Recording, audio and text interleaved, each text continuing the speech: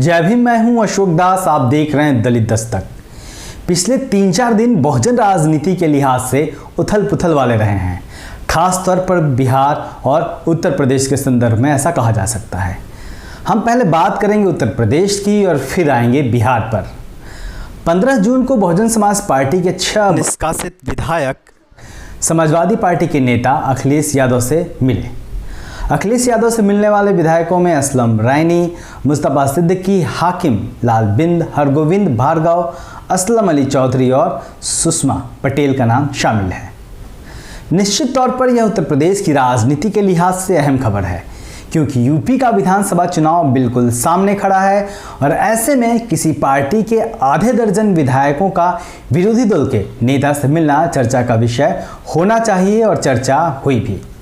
कहा जा रहा है कि बसपा के 11 विधायक एक साथ हैं और एक और विधायक अगर इस खेमे में शामिल हो जाता है तो वह अलग पार्टी बना लेंगे। तो कई लोगों का कहना है, यह भी एक चर्चा है कि वो अखिलेश यादव के साथ समाजवादी पार्टी में चले जाएंगे। लेकिन वहीं दूसरी तरफ इस घटना के एक दिन बाद बहुजन समाज पार्टी के अध्यक्ष बहन मायावती जी ने ट्वीट कर अखिलेश यादव पर निशाना साधा और बसपा की ओर से कहा गया कि अखिलेश यादव से मिलने वाले सभी विधायकों को बसपा पहले ही पार्टी से निकाल चुकी है। अब यहाँ विधायकों के नाम और सपा बसपा की पृष्ठभूमि पर गौर करेंगे तो दलितों, पिछड़ों और मुस्लिमों के बीच का बिखराव साफ दिख जाएगा। ये वही कौमें हैं जिसे बहुजन समाज कहा जाता है और माननीय कांशीराम ने एक वक्त में इन्हीं को मिलाकर बहुजन समाज की परिकल्पना की थी और तब से यह शब्द प्रचलन में आया। अब इसका जो दूसरा पहलू है वह भी देखिए। सपा बसपा के बीच की इस लड़ाई का सबसे ज़्यादा फायदा आखिर होगा किसे? निश्चित तौर पर भारतीय जनता पार्टी को।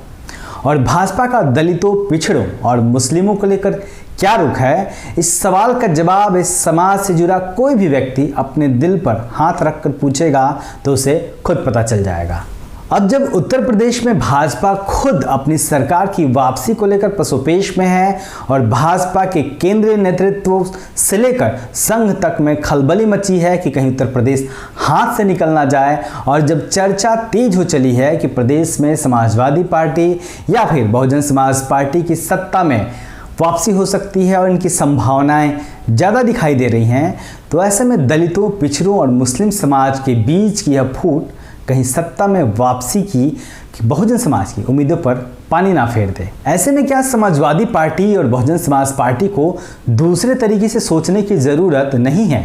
यहाँ दूसरे तरीके से मेरा मतलब यह है कि राजनीति की जो चाल होती है वह सीधी नहीं होती। राजनीति में कई बार जब दुश्मन एक हो तो दो विरोधी पक्ष भी आपस में मिलते रहे हैं। 2019 के लोकसभा चुनाव में सपा और बसपा इसी फॉर्मूले पर चले थे और साथ आए थे। फिलहाल दोनों पार्टियां अलग राह पकड़ चुकी हैं, लेकिन जरूरी नहीं है कि सब कुछ घोषित करके ही किया जाए। तमाम राजनीतिक दल प्रमुख विरोधी दल को रोकने के लिए अंदर खाने एक दूसरे की मदद करते आए हैं और राजनीति में अब तक की राजनीति देखेंगे तो दुनिया की राजनीति में यह होता रहा है। समय रहते अगर बहुजन समाज के राजनीतिक दल भी यह कला सीख लेंगे तो यह बहुजन राजनीति और बहुजन समाज के भविष्य के लिए भी बेहतर होगा।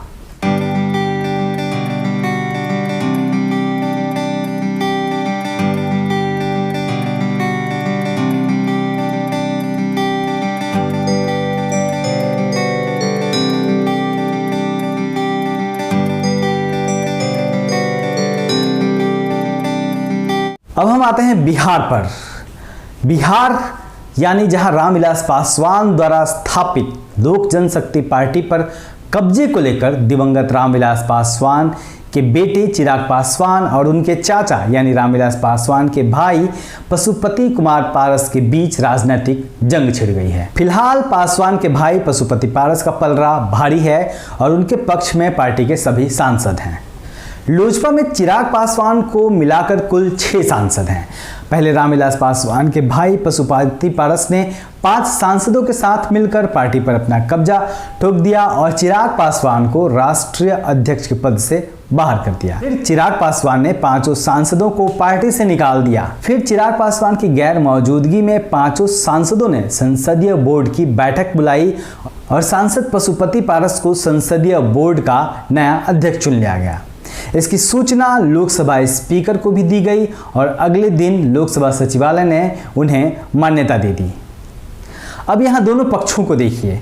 वर्तमान स्थिति यह है कि पशुपति पारस के गुट ने बिहार के बाहुबली और 2004 में लोक जनशक्ति पार्टी का दामन थामने वाले बाहुबली नेता सूरजभान सिंह को पार्टी का कार्यकारी अध्यक्ष नियुक्त कर दिया है।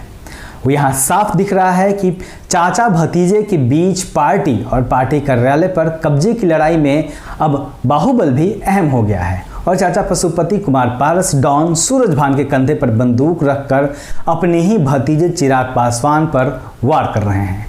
अब जरा लोजपा के इस टूट के पीछे कौन लोग हैं यह देखिए। ऐसे और इसको समझकर आपको मनुवाद के असली खेल को समझने में मदद मिलेगी। दरअसल इस पूरी कवायद के पीछे मनुवादी ताकतों के हाथ में खेल रहे नीतीश कुमार और उनके करीबी सवर्ण नेता लल्लन सिंह और लोजपा की ओर से सूरजभान सिंह का नाम सामने आ रहा है। तो चिराग पासवान के करीबी राजू तिवारी से भी चाचा पशुपति पारस को काफ़ी दिक्कतें रही हैं और जो दोनों के बीच एक अलगाव हुआ है उसमें कहीं ना कहीं राजू तिवारी का भी नाम शामिल है। यानी यहाँ चाचा के साथ ललन सिंह और सूरजभान सिंह खड़े हैं तो भतीजे के साथ राजू तिवारी। यानी इस मनुवाद के चक्र में दलित समाज के चाचा भतीजे ऐसे फंसे कि एक दूसरे के ही दुश्मन हो गए हैं। निश्चित तौर पर रामविलास पासवान ने अपने जीते जी कभी नहीं सोचा होगा कि एक वक्त ऐसा आएगा जब उनके परिवार में इस तरीके से बंटवारा होगा। रामविलास पासवान आप याद करेंगे तो कहा करते थे कि मैं उस घर में दिया जलाने निकला हूँ जहाँ सदियों से अंधेरा है। फिलहाल उनके अपने ही घर में अंधेरा छा गया है और इसके पीछे है वो मनुवादी ताकतें, वो ब्राह्मणवादी ताकतें जिससे लड़ने का दम भरते हुए तमाम दलित पिछड़े नेता राजनीति की शुरुआत तो करते हैं, लेकिन या तो वो उसी मनुवाद और ब्राह्मणवाद को मजबूत करने में जुटे रहते हैं या फिर उसके जाल में उलझकर खत्म हो जाते हैं। दुखद है लेकिन सच यही है। आप देखते रहिए दलित दस्तक। जय भीम।